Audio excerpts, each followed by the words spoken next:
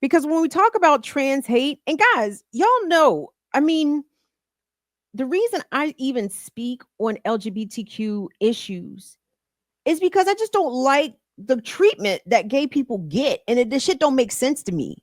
Like I don't it in the same way I don't really understand anti-Semitism. I mean, I understand it, I can define it, but it's not logical to me. This shit don't make no fucking sense. And homophobia also doesn't make any sense. Transphobia also doesn't make any sense to me because it's like, but why are you minding other people's genitals business? It's like people that be so concerned about the gay agenda, gay, trans. I'm like, y'all are too concerned with other people's genitals and what they are doing with their genitals. It's weird energy.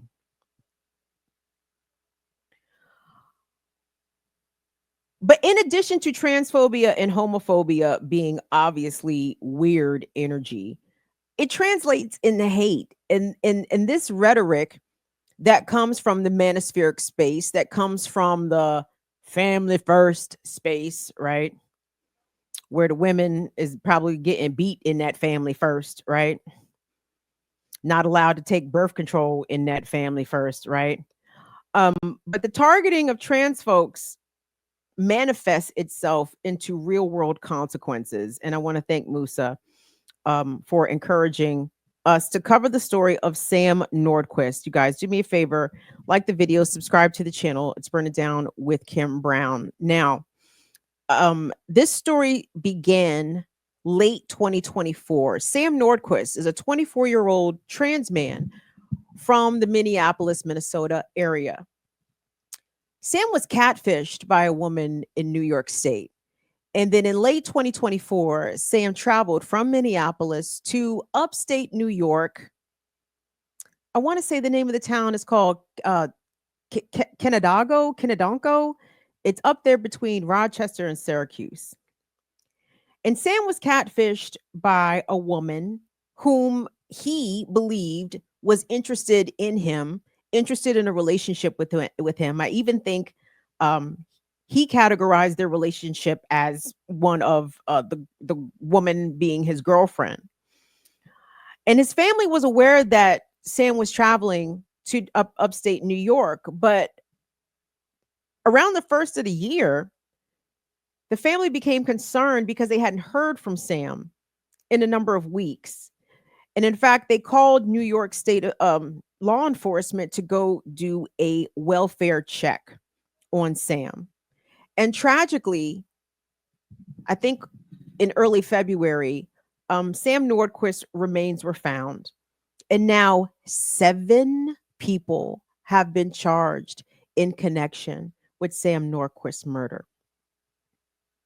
And the prosecutors, I think this is Ontario County, New York, prosecutors said that this was the worst murder case that they have ever seen. It was the most, and again, my apologies for not issuing initial content and trigger warnings, because it's dehumanizing and reprehensible what was done to this young person. And it's also a bit reprehensible in spite of charges coming fairly swiftly against the 7 people accused of murdering Sam. I kind of disagree with the tone taken from the district attorney, because the district attorney, we're going to play some clips here, but the district attorney is declining to include a hate crime enhancement on these murder charges. And I'll let them give their explanations as to why they don't want to do that. But first, we are going to start with a package. And though it didn't have to be, because Black trans women, especially tragically, are murdered regularly, unfortunately, more often by Black men.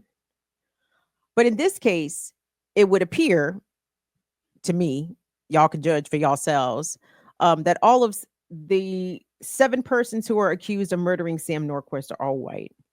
And Sam was not white, I don't think.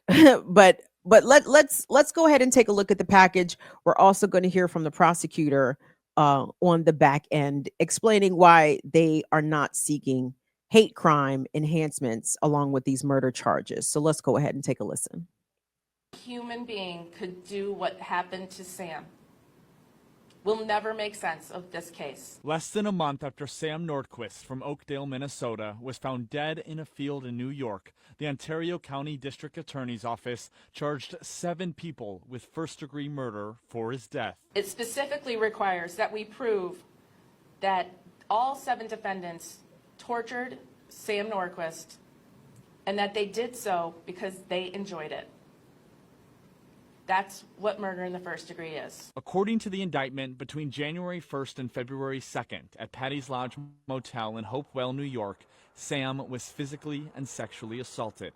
He was also forced to eat feces and drink urine, prevented from using his phone, denied proper nutrition and hydration, and had bleach poured on him. They physically restrained him. They forced him to obey their commands, treating him like a dog. In addition to second-degree murder and first-degree kidnapping charges against all 7 suspects, Precious Arzuaga, Sam's online girlfriend that he traveled to New York to see, is charged with first-degree coercion for compelling 2 children to assist in the torture. We have a 7-year-old and a 12-year-old who are also victims. They may have been forced to participate, but their lives are forever changed by what they saw and endured in there. Prosecutors say there is no indication of any prior victims to Sam. If convicted, the defendants face a sentence of life without parole. Bigger than a hate crime. What human being could do what happened to Sam? Count 1 charges each and every one of these 7 defendants with murder in the first degree. This is New York's most significant and serious charge, and it carries with it the possibility of a sentence of life without parole. It specifically requires that we prove that all 7 defendants tortured Sam Nordquist and that they did so because they enjoyed it. Sam was confined. He was forced to kneel and stand against a wall. He was physically assaulted. He was sexually assaulted. He was prevented from using his phone. He was denied proper nutrition and hydration. He was fed feces. He was forced to drink urine and chew spit. They physically restrained him. They forced him to obey their commands, treating him like a dog. They covered his face with towels and shirts and fabric. They used duct tape, and they poured bleach on him.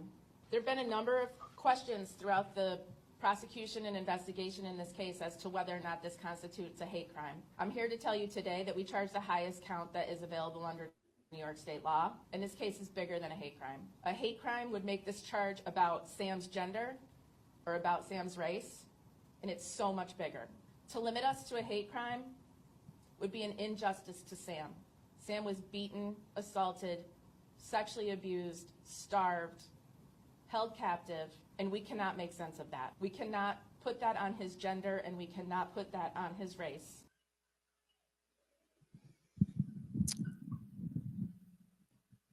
You can put it on a number of things. First of all, you can put it on the depravity and inhumanity of the 7 people accused of torturing and murdering Sam, but you could absolutely say that these people did this to Sam Nordquist because of their gender identity, right? And because of their race. And I want to say maybe it's strategic for the prosecutor not to pursue a hate crime charge. I'm not exactly familiar with the hate crime statutes are in New York City. Pardon me, New York State.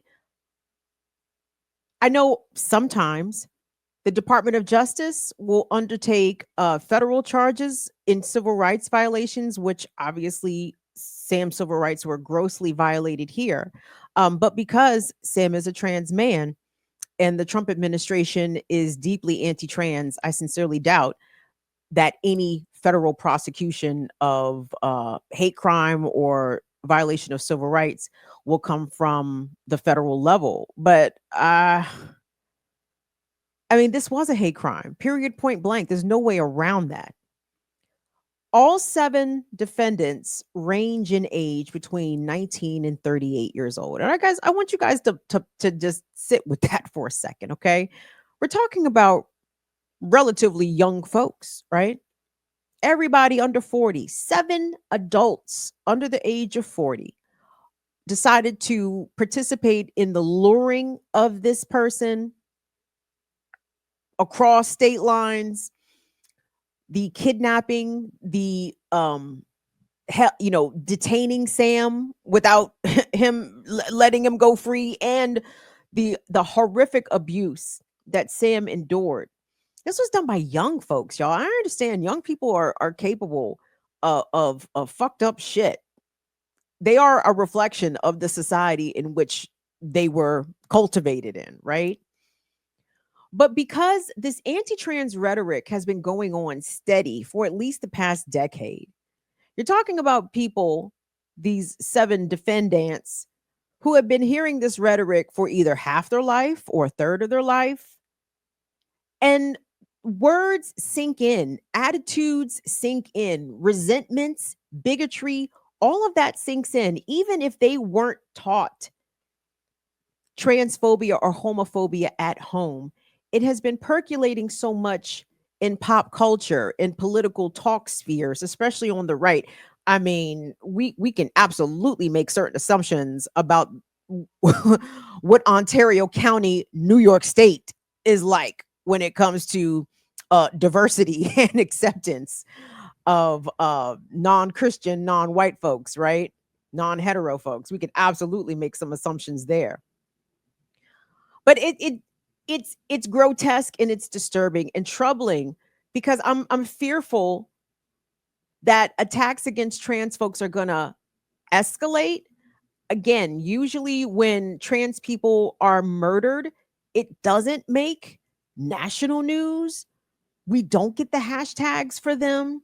We don't get say their name campaigns. And that is taken up broadly by the community where everyone is screaming the name of the slain trans person. Like that usually doesn't happen.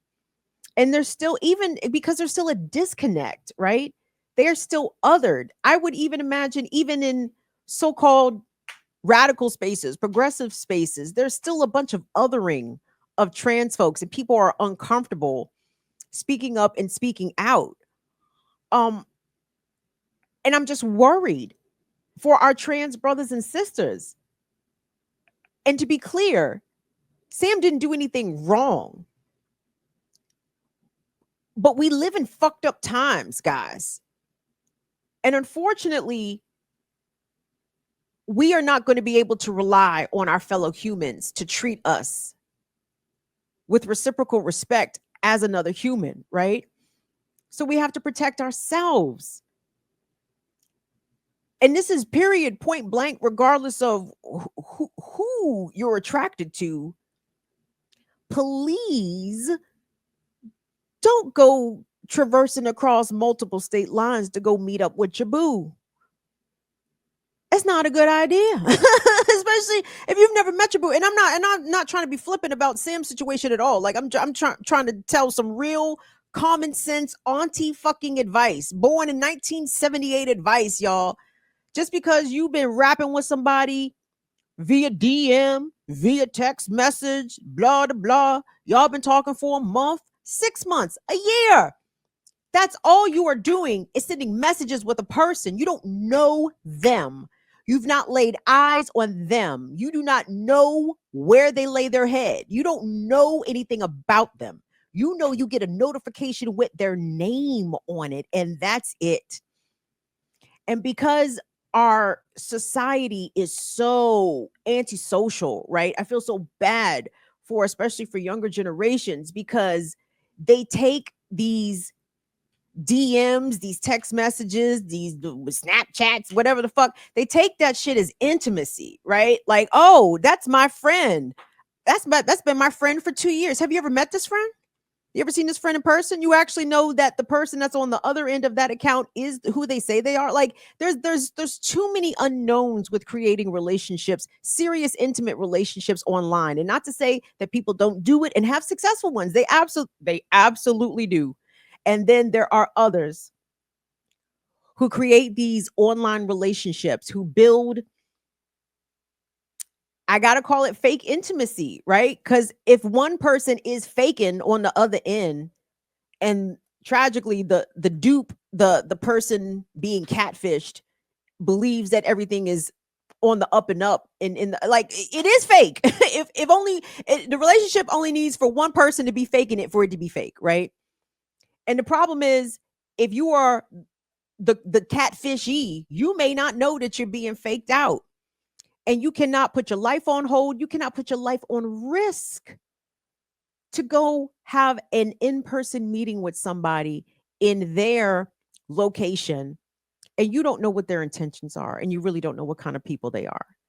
And again, Sam is not to fault in this, but what we have to do is be able to learn lessons from the tragedy that befell Sam. What can we take away from it in order to protect ourselves, in order to protect, again, all of ourselves, but in this case, our trans brothers and sisters in particular.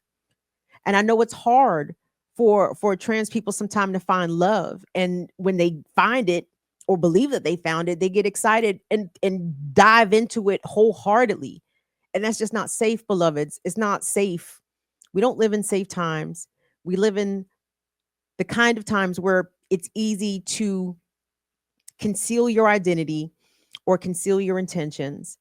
And someone could just be waiting in the wings for a, a piece of prey, a person who is vulnerable, lonely,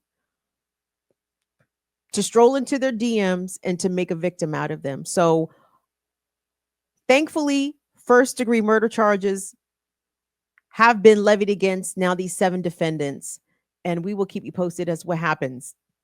But we want to send love to Sam Nordquist's family, to Sam Nordquist's friends, and to the whole trans community.